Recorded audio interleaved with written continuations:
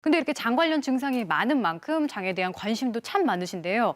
그래서 대표적인 오해와 진실 꼽아봤습니다. 저희가 직접 교수님들께 여쭤볼게요. 자, 첫 번째 내용. 유산균 영양제만 먹으면 장이 건강해진다. 김혜연 씨 어떻게 보세요?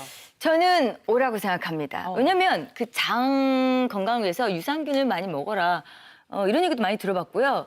제가 실제로 유산균을 먹으면 모르겠어요. 기분이 좀 모르겠지만 되게 건강해지는 기분이 듭니다. 저는 오. 약 좋아하는 저도 O로 한 표 드리고 싶은데 교수님들 생각은 어떠신지 세 분 교수님 OX 들어주세요. 하나, 둘, 셋. 에? 세 분 모두 정말요? X 들어주셨고요. 어머나. 일단은 오 교수님께 왜요? 설명 한번 들어볼게요. 우리 유산균이라고 하는 건요. 특정한 균 이름을 얘기하는 것이 아닙니다. 대사 산물에서 유산을 50% 이상 생성을 하고 몸에 나쁜 물질을 만들지 않는 균들을 통칭해서 우리가 유산균이라고 이야기합니다. 그래서 유산균이 장 건강에 도움이 되는 거는 어느 정도 사실이에요. 근데 그거보다 훨씬 중요한 게 있습니다. 생활 습관입니다. 건강한 식습관, 운동, 물 마시기, 스트레스 관리 같은 생활 습관이 훨씬 더 중요합니다. 박 교수님. 특히 뭐 항암 치료나 또 면역 억제 치료를 받고 있는 분들은 유산균 섭취를 좀 조심하셔야 되는데요. 유산균도 균입니다. 항암 치료나 뭐 이런 면역 억제 치료나 방사선 치료를 받는 분들은 장 점막이 굉장히 약해져 있는 경우가 많아요. 그런 분들한테 유산균이 들어가면 유산균도 균이니까 장을 뚫고 들어가서 우리 몸 피 속으로 들어가서 폐혈증을 유발할 어머나. 수 있고요. 비슷한 이유로 염증성 장질환, 크론병이나 궤양성 대장염 이런 게 있는 분들도 좀 자제하시는 게 좋습니다. 또 어떤 분들 중에는 유산균 영양제 먹고 나서 속이 더 불편해지고 뭐 더 힘들다라는 분도 있는데 이분들 역시 좀 자제하실 필요가 있습니다. 유산균 무조건 좋다 이렇게 생각하지 마시고 내 건강 상태에 맞게 드시는 게 중요할 것 같습니다. 근데 이 유산균을 드시는 것도 이제 원활한 배변을 위해서 드시는 분들이 많은데 그 다음 내용도 연관이 있습니다. 보실까요?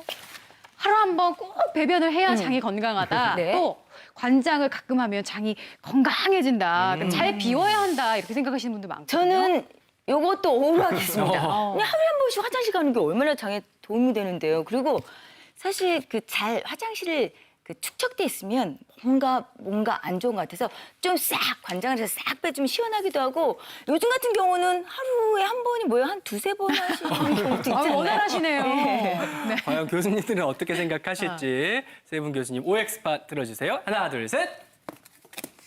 X. 아유, 또 이번에도 틀렸어요? 그냥 세 분 다 X 네. 틀렸어요, 김혜연 씨가. 우리 이 교수님께 답변 들어볼게요. 네, 숙변을 제거를 하면 장 건강이 이렇게 좋아진다고 생각을 하는 경우가 네, 많아요. 왜냐하면 시원한데요. 독소를 뺀다고 네네. 생각하시거든요. 그리고 또 만약에 이렇게 변비가 굉장히 심한 경우에 관장을 하면 변을 쑥 볼 수 있으니까 쾌감이 굉장히 좋잖아요. 네. 하지만 반복적이고 습관적인 관장은 장 건강에 매우 좋지 않은데요.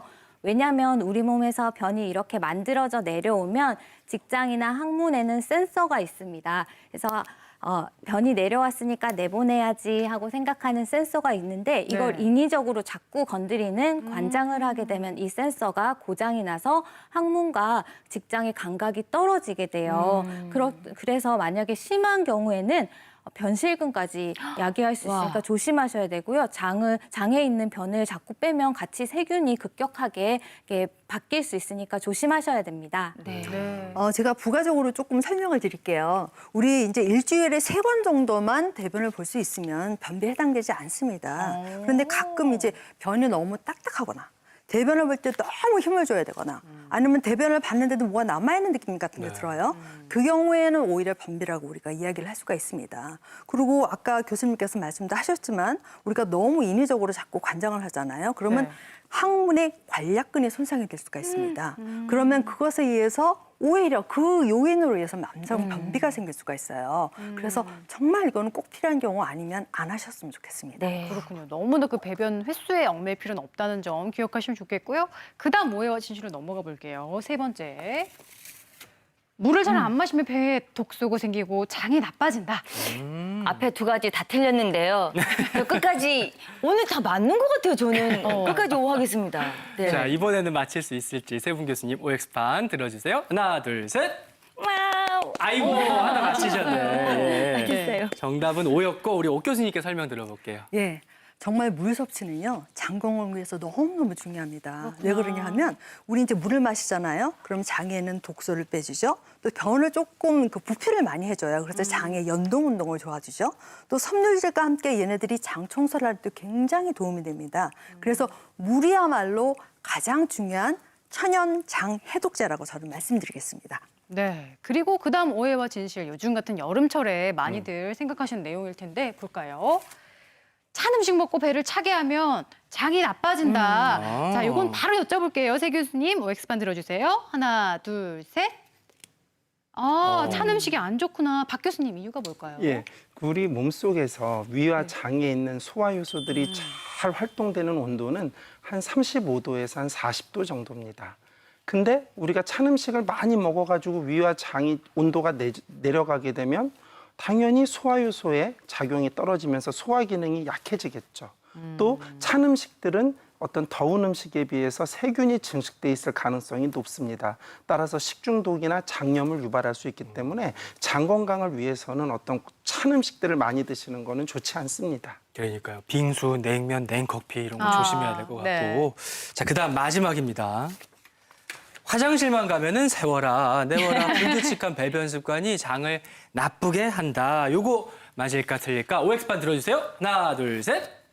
오, 세 분 다 O를 들어주셨습니다. 오 교수님, 이유는요? 이 경우에는요, 이제 대변이 장에 오래 머물러 있는 경우를 이야기를 합니다. 그런데 이렇게 장 점막에 우리 그 대변에 들어있는 이물질이나 유해 독소 같은 것들이 많이 접하게 되잖아요. 그럼 장 점막에도 부담이 가지만 상처를 낼 수 있는 가능성이 증가하게 됩니다.